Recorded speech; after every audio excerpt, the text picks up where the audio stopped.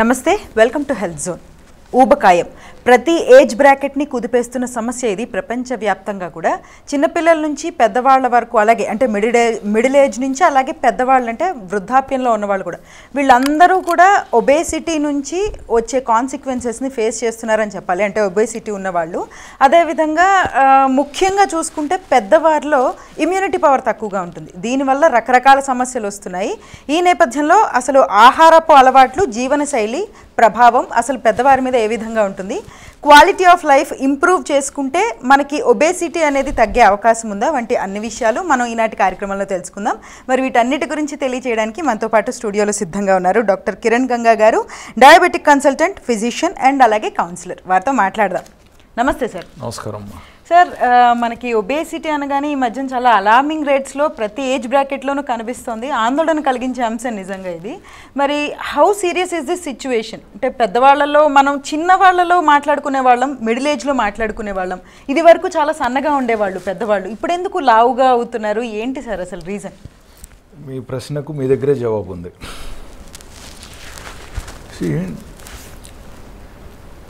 Obesity అంటే బరువు ఎక్కువగా ఉండటం. కామన్ మ్యాన్ బరువు ఎక్కువగా ఉంటే ఆకారం గురించి, రూపం గురించి, అందం గురించి మాత్రమే అర్థం చేసుకుంటారు.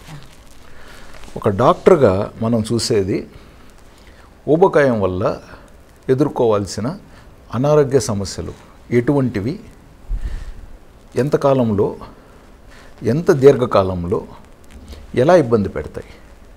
సో ఊబకాయం అనేది ఒక రకంగా క్రానిక్ ఇన్ఫ్లమేటరీ కండిషన్.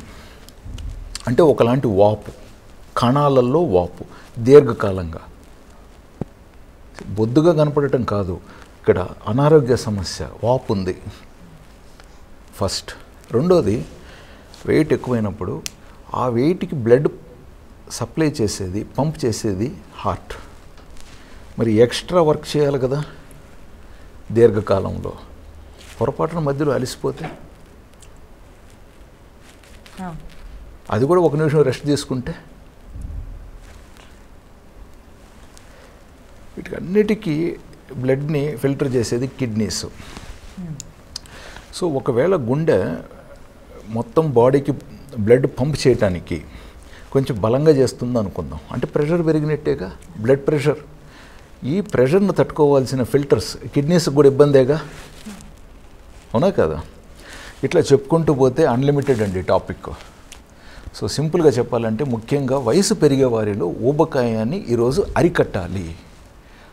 లేకపోతే మీకు తెలిసిన మోకాళ్ళ నొప్పులు, మీకు తెలిసిన ఆయాసం, మీకు తెలిసిన అలసట, ఇవన్నీ మీకు తెలిసినటివి. మీరు చూడండి, మీరు తెలియంది left ventricular hypertrophy, glomerular filtration తగ్గటం, ఒబేసిటీ వల్ల డయాబెటీస్ అన్కంట్రోల్డ్గా ఉండటం, ఫ్యాటీ లివర్ దాని యొక్క ప్రోగ్రెషన్, హైపర్ టెన్షన్ అన్కంట్రోల్డ్గా ఉండటం, స్లీప్ అప్నియా, ఇవన్నీ మనం చూసేటివి. ఇంకా రక్తహీనత కూడా ఉండొచ్చు, వైటమిన్ డి లోపం కూడా ఉండొచ్చు, బి కాంప్లెక్స్ డెఫిషియన్సీస్ కూడా ఉండొచ్చు ఒబేసిటీ వల్ల. ఎస్, వీటి వల్ల ఇవి కూడా రావచ్చు. సో ఫస్ట్ ఆఫ్ ఆల్ మీరు అన్నట్టుగా నిద్రాహారాలు పద్ధతిగా ఉండాలి, వ్యాయామాలు కరెక్ట్గా ఉండాలి, స్క్రీన్ టైం తగ్గించాలి. ఇవాళ రేపు పెద్దలు కూడా పిల్లల్లాగా అయిపోయారండి, దొరికితే టైం స్క్రీన్ పట్టుకుంటున్నారు. కాకపోతే పిల్లలు ఏదన్నా కార్టూన్ ఏదో పట్టుకుంటున్నారు, పెద్దోళ్ళు ఏదో పట్టుకుంటున్నారో వాళ్ళకే తెలియాలి. సో మనం ఎవరిని విమర్శించట్లేదు, బట్ రియలైజేషన్ గురించి చెప్తున్నాం.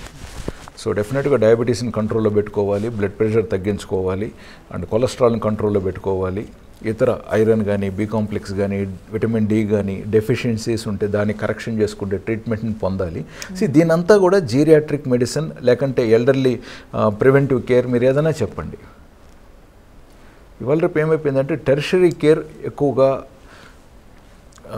అంటే నెససరీ, అంటే ఒక సమస్య వస్తే డాక్టర్ దగ్గరికి రావటం, ఒక ఇబ్బంది వస్తే హాస్పిటల్కి వెళ్ళటం జరుగుతుంది. బట్ ముందస్తుగా కానీ ఇవన్నీ మనం సంప్రదించుకుంటూ ఉంటే అసలు వీటిని కూడా అవాయిడ్ చేయొచ్చుగా మనం. ప్రైమరీ కేర్ అనేది ఇంపార్టెంట్. అంటే పెద్దవారికి అడ్వైజెస్ అనేటివి కొన్ని సూటిగా ఇవ్వచ్చు, కొన్ని సూచిస్తూ ఇవ్వచ్చు. And follow up very important. And ఇంకొకటి మీరు అడిగిన ప్రశ్నల్లో చాలామంది వృద్ధులు ఒంటరిగా కూడా ఉంటున్నారు. ఒంటరిగా ఉన్నప్పుడు ఏంటంటే తృప్తి అనేది తగ్గుతుంది. ఇప్పుడు పిల్లలు ఫ్యామిలీ ఉన్నప్పుడు ఒకలాంటి సంతృప్తి ఉంటుంది. అందరూ దూరంగా ఉన్నారు, బాగానే ఉన్నారు, బట్ వీరు ఒంటరిగానే ఉన్నారుగా. సో వీళ్ళకు తృప్తి బహుశా ఆహారం రూపంలో వీళ్ళు తృప్తిని ట్రై చేస్తున్నారు. సంతృప్తి, రుచిగా తింటే సంతృప్తి, రుచిగా తింటే సుఖం, రుచిగా తింటే క్షేమం. ఎన్నిటికీ రుచులు తీసుకెళ్ళి ముడి పెడతారు. చాలా సందర్భాలలో ఆరోగ్యమైన ఆహారానికి రుచిని విడదీసేయాలి. చిన్నప్పుడు తెలుగులో సందులో సమాసాలు విడదీసినట్టు. సో సరదాగా చెప్పాను ఆ పాయింట్. సో డెఫినెట్గా ఇప్పుడు మనం హెల్ప్ చేయడానికి కూడా మెడికేషన్స్ కూడా మంచివి అందుబాటులోకి వచ్చాయి. సో కాబట్టి వాటిని వినియోగించగలుగుతున్నాం, మంచి ఫలితాలు కనపడుతున్నాయి. సో మెడిసిన్స్ కూడా దాదాపు ఇవి 10 yearsగా అందుబాటులో ఉన్నాయి. బట్ ఇప్పుడు ఈజీగా అందుబాటులోకి వచ్చాయి. తీసుకునే విధానం ఈజీ అయింది,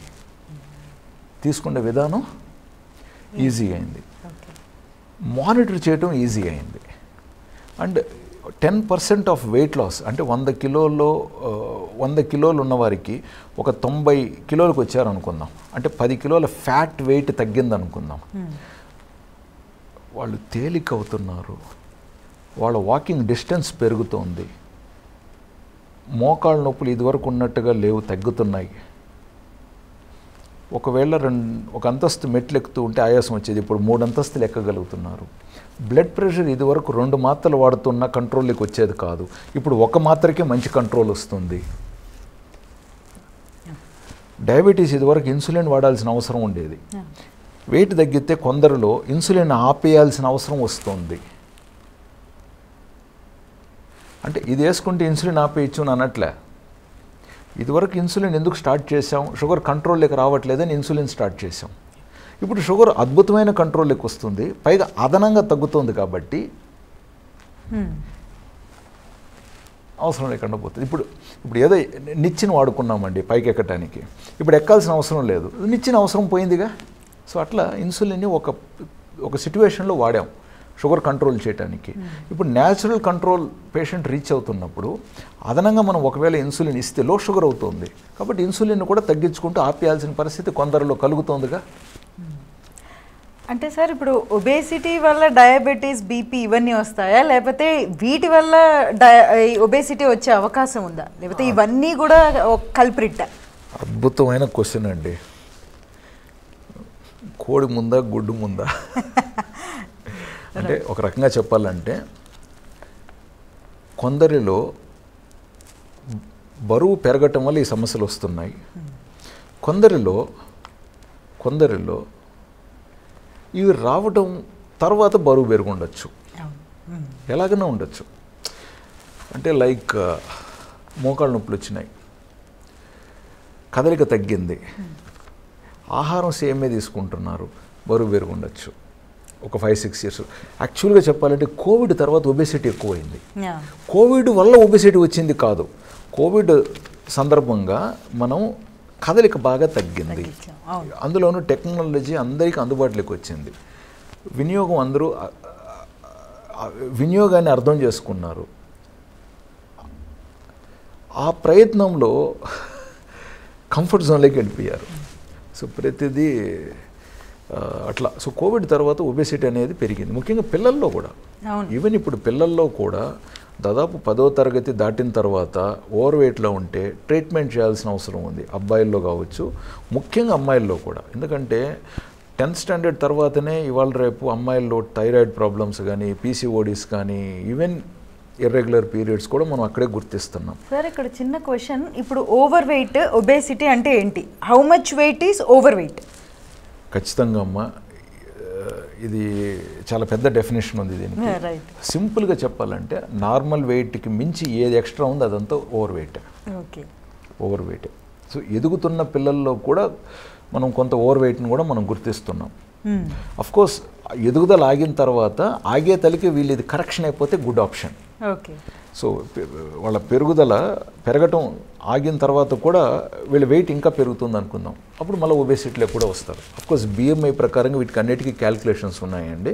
BMI కాకుండా కూడా క్యాల్కులేషన్స్ ఉన్నాయి. వేస్ట్ హిప్ రేషియో ప్రకారంగా చూస్తాము, లేకంటే BMIతో 23 వరకు నార్మల్, 25 వరకు ఒక డెఫినేషన్, 27, 28 వరకు ఒక డెఫినేషన్, 30 దాటిందంటే వేరే డెఫినేషన్. సో ఇప్పుడు ఈ మెడిసిన్స్ కూడా మనకి ఓవర్ వెయిట్ కోసం వాడాలంటే అబోవ్ BMI 30 ఉన్నప్పుడు మనము ఈ వెయిట్ లాస్ ట్యాబ్లెట్స్ రూపంలో కానీ ఇంజెక్షన్ రూపంలో కానీ వాడుతున్నాము. లేదా 27 BMI ఉన్నప్పుడు with comorbid conditions like hyper tension కానీ, అన్కంట్రోల్డ్ డయాబెటీస్ కానీ, స్లీప్ అప్నియా కానీ ఉన్నా కూడా 27 పైబడి ఉన్న BMI కూడా మనం ఇంజెక్షన్ వాడటానికి సూచనలు ఉన్నాయి. బట్ అఫ్ కోర్స్ అఫోర్డబిలిటీ ఉండాలి, పేషెంట్ అండర్స్టాండింగ్ కెపాసిటీ ఉండాలి. నేను ఇంజెక్షన్ వేసుకుంటే బరువు తగ్గిపోతాను కదా, కరెక్ట్ కాదు. పాటించాల్సినవి పాటించాలి. సో అంటే ఈ బరువు తగ్గే ఇంజెక్షన్స్ గురించి మాట్లాడుకుందాం. ఇది కొత్త టెక్నాలజీయా సార్? ఎంతవరకు సేఫ్ ఇది? టెక్నాలజీ మరీ కొత్తదేం కాదు.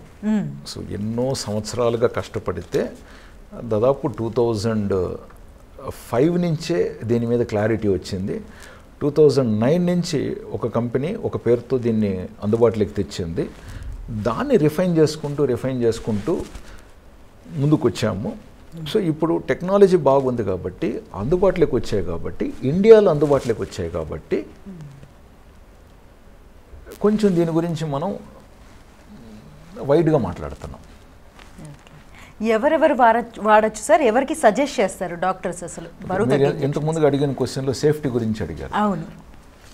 ప్రాపర్గా కరెక్ట్ డోస్లో ఒక డాక్టర్ పర్యవేక్షణలో ఇది ప్రిస్క్రైబ్డ్ డ్రగ్ అండి.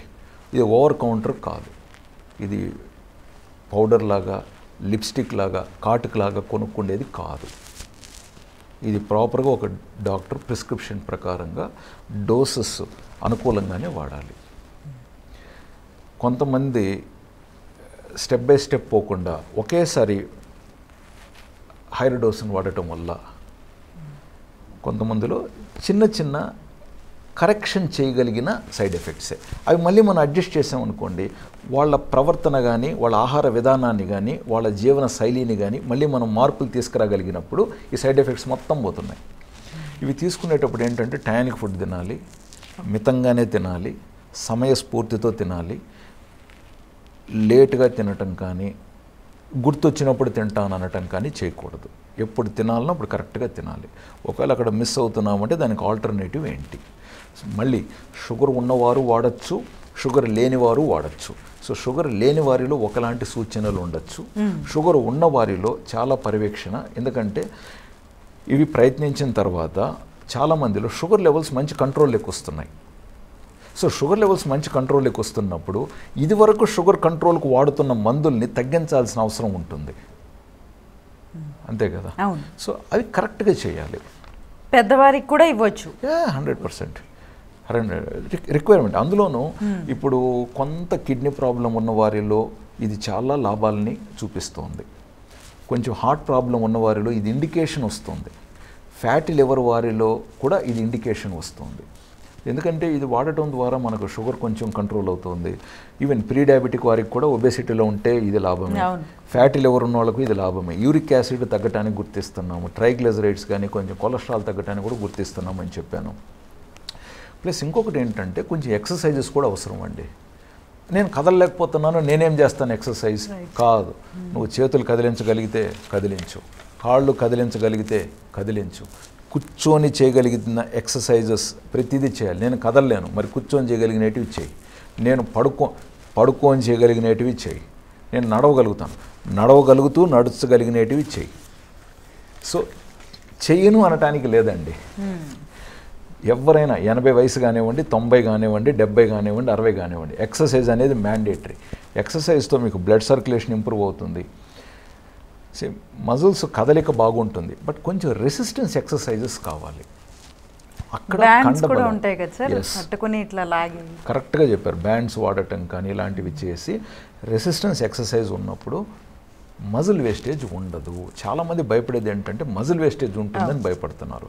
సో మజిల్ వేస్టేజ్ మీరు కండ కదిలీకన్నా ఉంటే, కండరాలని కదిలీకన్నా ఉంటే మజిల్ వేస్టేజ్ ఎవరికైనా జరుగుతుంది. 30 తర్వాత ఇది ఉంటుంది కదా సార్? 30-40 తర్వాత స్టార్ట్ అవుతుంది. అంతేందుకు ఎవరో ఒకరు ఒక 40-50 ఏజ్ కావచ్చు, 30 years ఏజ్ కూడా కావచ్చు, కింద పడ్డారు, చెయ్యి ఎరిగింది. ఒకప్పుడు కట్టు కట్టేవారు 20 రోజులు కదలనివ్వకుండా. 20 రోజుల తర్వాత కట్టు తీసేస్తే చూస్తే మెత్తగా ఉండేది చెయ్యి అంతా. మజిల్ వేస్టేజ్గా జరిగింది. సో కదిలించకపోతే మజిల్ వేస్టేజ్ అవుతుందిగా. ఇప్పుడు కొంతమందిలో ఎక్కడో మనం ఒక పారాలిసిస్ వచ్చిన వాళ్ళలో చూసుంటాం, చెయ్యి కదలదు. కదలని చెయ్యి ఎంత సన్నగా కండ కరిగిపోయి ఉంటుంది, కదిలే చెయ్యి బాగుంటుంది బలంగా. సో కదలిక లేకపోతే కండబలం కరుగుతుంది. సో మందు వాడాను, సైడ్ ఎఫెక్ట్ వచ్చింది, నాకు కండ కరిగిపోయింది కాదు, అక్కడ కరగాల్సింది ఫ్యాటే. మరి మజిల్ కూడా నాకు కరిగింది కదా అని అడగచ్చు. ఎక్సర్సైజ్ తక్కువ ఉంది కాబట్టి. నువ్వు ప్రాపర్గా ఎక్సర్సైజ్ చేసి ప్లస్ బాడీకి కావాల్సిన ప్రాపర్గా ప్రోటీన్ తీసుకుంటే, మంచి ప్రోటీన్ తీసుకోవాలండి. సో ప్రోటీన్స్లో కూడా 2-3 రకాలు ఉన్నాయి. సో ప్రాపర్ ప్రోటీన్, దానికి న్యూట్రిషనిస్ట్ చెప్పినట్టుగా కొన్ని పాటించాలి. పెద్దవారిలో కొంతమందికి మలబద్ధకం ఉంటుంది. మలబద్ధకం ఉన్న వారిలో మళ్ళీ స్పెషల్ కేర్ తీసుకొని ఇవ్వాలి. కాన్స్టిపేషన్ ఉన్న వారిలో సో స్పెషల్ కేర్ అనేది ఇంపార్టెంట్ అండి. సో ఇది కాంట్రా ఇండికేటెడ్, అంటే ఇది వాడకూడదు అని చెప్పడానికంటే కూడా ఏ విధంగా వాడచ్చు, ఎలా వాడచ్చు, ఎంత మోతాదులో వాడచ్చు, ఎటువంటి జాగ్రత్తలు తీసుకుంటూ వాడచ్చు అనేది ఛాలెంజ్. అంతే సార్. చాలామంది ఇప్పుడు ఫర్ సపోజ్ మీరు చెప్పినట్టు ఇంజెక్షన్స్ తీసుకోవడము ఎట్లానో అట్లా సన్నబడతారు. కానీ దాని తర్వాత ఏం చేస్తారంటే మళ్ళీ మన కల్చర్ ఏంటి అంటే కార్బోహైడ్రేట్ రిచ్ ఫుడ్, అన్నం బాగా తింటాము, లేకపోతే రిఫైన్డ్ ఆయిల్స్ వాడతాం. మరి ఇవన్నీ కూడా అంటే వీటి వల్ల వచ్చే సైడ్ ఎఫెక్ట్స్ ఏంటి, ఏం చేయాలి అసలు, వీటిని అవాయిడ్ చేయాలా కంప్లీట్గా? అద్భుతమైన క్వశ్చన్. మన కల్చర్ అన్నారు కాబట్టి 100 years బ్యాక్ మన కల్చర్ ఏంటండి? కష్టపడి పని చేయటం. ఏంటి? కష్టపడి పని చేయటం. ఏమైంది ఆ కల్చర్ ఈరోజు? రెండో పాయింట్, మనం ఎంత అన్నం తిన్నా అందులో కూరగాయలు ఉండేటివి, కూరలు ఉండేటివి,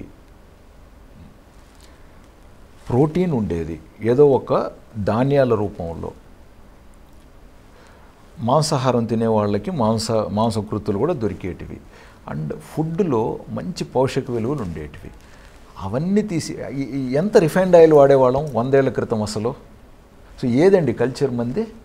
ఉన్న కల్చర్ని పాడు చేసుకొని అనవసరమైన కల్చర్ని ఒకటి పెట్టుకొని సగం మంది ఈరోజు అనారోగ్య పాలు భారతదేశంలో. డయాబెటీస్ అన్నా, బ్లడ్ ప్రెషర్ అన్నా, కొలెస్ట్రాల్ అన్నా, లేకపోతే ఊబకాయం అన్నా, అండ్ స్త్రీలలో వారి సమస్యలు వారికి. ఈరోజు నగరంలో ఎన్ని సంతాన ఇన్ఫర్టిలిటీ సెంటర్స్ పెరిగినాయి. నేను ఇన్ఫర్టిలిటీ సెంటర్స్ని నేను కమెంట్ చేయట్లేదు, బట్ ప్రాబ్లం అవి అన్ని పెరిగినాయి అంటే ఆ సర్వీసెస్ అంత అవసరం ఉన్నాయనేగా జనాభాకి. సో మన కల్చర్ వల్ల ఈరోజు యువత వివాహం తర్వాత బిడ్డలు కావాలనుకున్నప్పుడు ప్రెగ్నెంట్ అవ్వలేకపోతే ఇంతకంటే శాపం ఏముందండి? సో ఆరోగ్యం అంతకు ముందు కూడా బాగుండి ఉండాలిగా. ఇప్పుడు ఇక్కడ అవసరం వచ్చింది కాబట్టి నువ్వు ఇప్పుడు వెతుక్కుంటూ పోతున్నావు. అక్కడికి పోయి టెస్ట్ చేస్తే ఇవన్నీ బయటపడుతున్నాయి మళ్ళీ. ఇప్పుడు అక్కడ కూడా మంచి క్వశ్చన్ అండి. సంతాన సాఫల్య కేంద్రాల్లో కూడా స్త్రీలు ఒకవేళ ఓవర్ వెయిట్లో ఉంటే ఇప్పుడు అక్కడి నుంచి ఫస్ట్ మా దగ్గరికి మళ్ళీ కొంచెం వెయిట్ తగ్గొస్తే మీరు మంచిది. ఇటీవల కూడా ఒక మేడం దాదాపు 116 kgs ఉన్నారు. తను ఇప్పుడు ఈ ట్రీట్మెంట్లో కొన్ని నెలలుగా ఉంటున్నారు, మంచి డైట్ పాటిస్తున్నారండి. వెరీ హ్యాపీ అండి, అసలు గ్రేట్. ఇంత పట్టుదల నేను అఫ్కోర్స్ మనం లక్కీ, పట్టుదల ఉన్న వాళ్ళు నా దగ్గర వరకు రావటం అనేది నా అదృష్టం. చెప్పింది వాళ్ళు కరెక్ట్గా పాటించడం వారి అదృష్టం, నా అదృష్టం కూడా. ఎందుకంటే పేషెంట్కి మంచి ఫలితాలు వస్తుంటే నాకు అంతకంటే సంతోషం ఏముందండి. సో ఎంత అద్భుతంగా తగ్గారంటే నాకు తెలిసి దాదాపు తను నాకు గుర్తున్నట్లు 18 kgs తగ్గింది తను ఇప్పటికీ. ఇంకా ఒక 10 kgs తగ్గితే మంచిది. But at the same time తన డైటే వాళ్ళ హస్బెండ్ కూడా పాటించాలి. తన హస్బెండ్ కూడా పాటించాలి. ఇప్పుడు తన జొన్న రొట్టె తింటుంది, ఇతను మంచి మైదాది బటర్ నాన్ తింటానంటే నేను ఒప్పుకోను. తనదే నీకు, నీదే తనకి. ఇప్పుడు తను మంచిగా ఆరెంజ్ పండు తింటుంది, ఇతను ఆరెంజ్ జ్యూస్ తాగుతాను అంటే ఒప్పుకోను. తను ఆరెంజ్ పండే, నువ్వు ఆరెంజ్ పండే తినాలి. ఇప్పుడు తను జిమ్కి వెళ్తోంది, నువ్వు ఇంట్లో కూర్చొని టీవీ చూస్తానంటే ఒప్పుకోను. నువ్వు తనతో పాటు జిమ్కి వెళ్ళాల్సిందే. ఎందుకంటే కలిసి చేసినప్పుడు ఏమవుతుందంటే, కలిసి ఉంటే కలదు సుఖం అన్నట్టు అది కూడా సంతోషంగా చేస్తారండి. ఇప్పుడు ఇతనేమో టీవీ చూస్తూ కూర్చున్నాడు, ఆ మాత్రం జిమ్కి పోతే ఆయనకు పనిష్మెంట్గా కర్మ అయిపోయింది. అది ఆవిడకి ఎందుకు కర్మ? కలిసి ఇప్పుడు ఆవిడ ఆయిల్ తగ్గించి పోపేయకుండా వంట చేసుకొని తినాలి కూరలు, ఇతనికి మాత్రం పోపేసి చేయాలంటే ఇప్పుడు 2 వంటలు అయిపోయినాయిగా. ఇవేమో గుమ్మగుమ్మలు కొడతా ఉంటాయి, ఈవిడేమో సప్పగా తినాల్సిన పరిస్థితి. లాలాజలం లోపల ఉత్పాదన, గ్యాస్ట్రైటిస్ వస్తుంది, అసిడిటీ పెరుగుతుంది, వాసనకు కూడా ఆహారం. అప్పుడు ఏమంటారు వచ్చేసారి మందు వల్ల నాకు అసిడిటీ అంటే. కాబట్టి తనవంటే తనకు కూడా అంతే, ఇద్దరికీ. అంటే జనరల్గా ఇప్పుడు ఈ పర్టికులర్ విషయంలో ఉదాహరణకి హస్బెండ్ కూడా కొంచెం ఓవర్ వెయిట్లో ఉన్నారనుకోండి, తను పాటించే దాంతో ఈ కొంచెం ఓవర్ వెయిట్ కూడా కరెక్షన్ అయిపోతారుగా న్యాచురల్గా. పుణ్యం పురుషార్థం. నువ్వు నా కన్సల్టేషన్ రూమ్లో లేదా న్యూట్రిషన్ దగ్గర కూర్చున్నప్పుడు మేము ఇచ్చిన సలహాలు ఇద్దరు పాటిస్తే ఇద్దరికీ లాభమేగా. సో సంతోషంగా అండి. సో ఏదైనా కూడా యాక్సెప్టెన్స్ అండి. కొన్నిసార్లు మేము యాక్సెప్ట్ చేయాలి పేషెంట్స్ని. పేషెంట్స్ ఇటీవల చాలా ఛాలెంజింగ్గా ఉంటున్నారండి. అనేక క్వశ్చన్లు, విపరీతమైన డౌట్లు. సో డౌట్లన్నీ క్లియర్ చేసి వీళ్ళకి ఒక క్లారిటీ ఇచ్చి చెప్పినవి వీళ్ళు ఆలకించి ఆచరించి ఆస్వాదించి ఆచరణలోకి తెస్తే కానీ అనుభూతి మారదు. నువ్వు ఊరికే డాక్టర్ని సంప్రదించి అన్నీ వినేసిపోయినా డిప్రెషనే. ఎందుకంటే మనం చెప్పినటువన్నీ చాలా పెద్ద అన్రీచబుల్ గోల్స్ లాగా కనపడతాయి. మౌంట్ ఎవరెస్ట్ని నువ్వు ఖచ్చితంగా ఎక్కాలని పట్టుదల ఉన్నప్పుడు ఆ మౌంట్ ఎవరెస్ట్ ఎలాగ ఎక్కాలనే దాని సూచనల మీద స్టెప్ బై స్టెప్గా అప్రోచ్ చేస్తే సాధించడానికి అవకాశాలు ఉంటాయి. నువ్వు కోరిక పెట్టుకొని ఎలాగనేది కనుక్కున్న తర్వాత ఏమర్థమైంది, ఓ మనకి ఏం కాదులే, మన వల్ల అయ్యేది కాదులే, ఇది మన వల్ల అయ్యేది కాదు, కాబట్టి యూస్ లేదండి. సో అందుకే అన్న బిగినింగ్లో ఎవరికైతే బరువు తగ్గాల్సిన అవసరం ఉందో వాళ్ళకి ఫస్ట్ కుటుంబం నుంచి ఆదరణ ఉండాలి. నేను కుటుంబంలో ఎవరికి పెట్టకుండా ఒంటరిగా వచ్చి వైద్యం చేసుకుంటాను అంటే కుదరదు. కుటుంబ సభ్యులు కూడా పాల్గొనాలి కౌన్సిలింగ్లో. ఒకవేళ వారిలో ఎవరన్నా కొంచెం ఓవర్ వెయిట్లో ఉంటే కూడా వారు కూడా సేమ్ టు సేమ్ పాటించాలి. ముఖ్యంగా వారి ఇంట్లో పిల్లలు కానీ మనవాళ్ళు కానీ ఉంటే కూడా నేను వాళ్ళని కూడా తీసుకురమ్మంటా. ఎందుకంటే ఇలాగ కొన్నిసార్లు సందర్భాలలో పిల్లలు జంక్ ఫుడ్ తింటున్న వాళ్ళలో పెద్దవారి కోసం వీళ్ళు మానేసిన సందర్భాలు చూశాను నేను. పెద్దవారు ఫోన్ చూసేవాళ్ళు, పిల్లలు ఫోన్ చూసేవాళ్ళు. ఇప్పుడు పెద్దవాళ్ళు కథలు చదువుకొని పిల్లలకు మంచి కథలు చెప్తున్నారు, బాండింగ్ పెరిగింది. ఓకేనా? So it is like 360 degrees అండి. ఎన్విరాన్మెంట్ అండి, ఒక ఎన్విరాన్మెంట్, ఒక మంచి ఎన్విరాన్మెంట్ ఉంటే, ఒక కుటుంబం మంచి ఆరోగ్యంగా ఉంటే దేశం ఆరోగ్యంగా ఉంటుంది. పిల్లలు ఎదిగేవాళ్ళు, పెరగబోయేవాళ్ళు, పెరిగేవాళ్ళు ఆరోగ్యంగా ఉంటారు. ఆలోచనలు కరెక్ట్గా ఉంటాయి. అనారోగ్యం వల్ల ఆలోచనలు కూడా కొంతమందికి సరిగ్గా ఉండట్లేదు. సో థాట్ ప్రాసెస్ కూడా బాగుండాలండి. ప్రతి ఒక్కరూ మంచి ఆరోగ్యంగా ఉండాలి, క్షేమంగా ఉండాలి. పైగా మనకి ఇప్పుడు మన భారతదేశంలో ఆయుష్ మంచిగా, మనది కూడా లాంజిటివిటీ పెరుగుతుంది. సో మన వృద్ధాప్యం పెరుగుతున్నప్పుడు మన చివరి సంవత్సరాలు, మనం భూమి మీద గడిపే మన చివరి సంవత్సరాలు కూడా మీరు అన్నారు క్వాలిటీ ఆఫ్ లైఫ్ అని, ఆ క్వాలిటీ ఆఫ్ లైఫ్ కాంప్రమైజ్ అవ్వకుండా ఆరోగ్యంగా ఉండటం ప్రతి ఒక్కరి అవసరం. ఆ అవసరాలు తీర్చడం మన ధర్మం. ఒక కౌన్సిలింగ్ సెషన్ లాగా ఉంది, చాలా చాలా బాగుంది. అంటే ఐ హోప్ ఇది అందరికీ రీచ్ అవ్వాలని కోరుకుంటున్నాను నేను.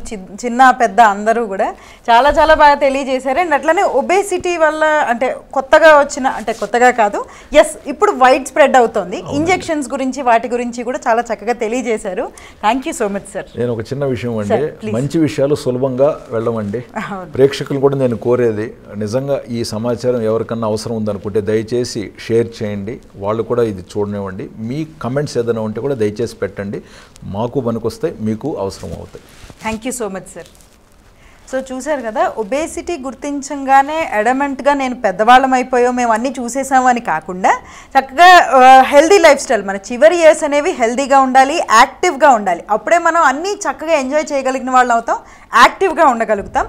సో ఒబేసిటీని తక్కువ చేయడం కాకుండా దాని నుంచి మనం బయటపడి హెల్దీ లైఫ్ స్టైల్ని ఎంచుకుందాం.